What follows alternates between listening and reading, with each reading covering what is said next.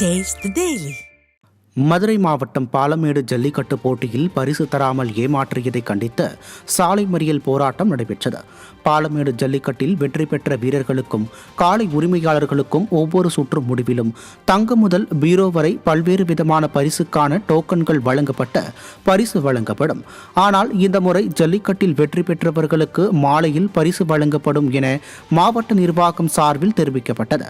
இதை நம்பி போட்டி முடிந்து சிறிது தூரத்தில் பரிசு வழங்கும் இடத்திற்கு வெற்றி பெற்ற வீரர்களும் காளை உரிமையாளர்கள் சென்றனர்.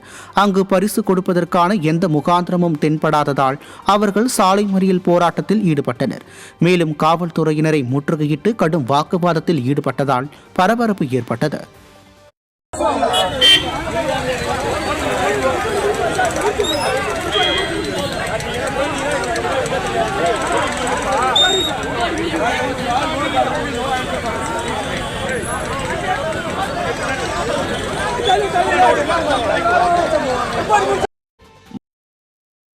திருச்சி மாவட்டம் பெரிய சூரியூரில் நடைபெற்ற ஜல்லிக்கட்டு போட்டியில் 81 பேர் படுகாயமடைந்தனர். சூரியூர் ஸ்ரீ நற்கடல்குடி கருப்பண்ணசாமி கோயில் திருவிழாவை முன்னிட்டு ஜல்லிக்கட்டு போட்டி நடைபெற்றது. இதில் பல்வேறு மாவட்டங்களைச் சேர்ந்த 681 ஜல்லிக்கட்டு காளைகளும் 349 மாடுபிடி வீரர்களும் பங்கேற்றனர். வாடிவாசல் வழியாக திறந்துவிடப்பட்ட காளைகள் துள்ளி குதித்து சீறி பாய்ந்து ஓடிய போது மாடுபிடி வீரர்கள் பாய்ந்து அடக்க முற்பட்டனர். இதில் அடங்காத காளைகளுக்கும் அடக்கிய மாடுபிடி வீரர்களுக்கும் டிவி, பீரோ மற்றும் தங்க காசுகள் உள்ளிட்ட பொருட்களுடன் ரொக்க பணமும் பரிசாக வழங்கப்பட்டன. பெரிய சூரியூர் ஜல்லிக்கட்டு போட்டியில் 13 காளைகளை அடக்கிய நவல்பட்டு கிராமத்தை சேர்ந்த நவீன்குமாருக்கு 2 வீலர் பரிசாக வழங்கப்பட்டது. இந்த போட்டியின் போது 81 பேர் காயமடைந்ததில் 15 பேர் மேல் சிகிச்சைக்காக திருச்சி அரசு மருத்துவமனைக்கு அனுமதிக்கப்பட்டனர்.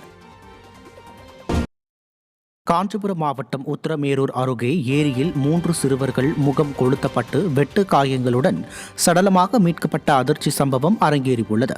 விழுதவாடி கிராமம் அருகே ஏரிக்கரை தாங்கலில் அழுகிய நிலையில் மீட்கப்பட்ட அந்த மூவர் பழைய சீவரத்தைச் சேர்ந்த விஸ்வா, சத்திரியன், பரத் என்பது விசாரணையில் தெரிய வந்தது.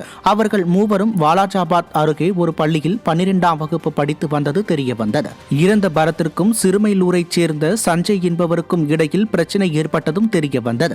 மேலும் அவர்கள் 3 நாட்களுக்கு முன் இறந்திருக்கலாம் என்று கருதப்படுகிறது. இது தொடர்பாக தீவிர விசாரணை நடைபெறும் நிலையில் தீய சக்தி ஆட்சியில் கொலையும் மர்ம மரணங்களும் தொடர்வதாக மக்கள் குற்றம் சாட்டுகின்றனர்.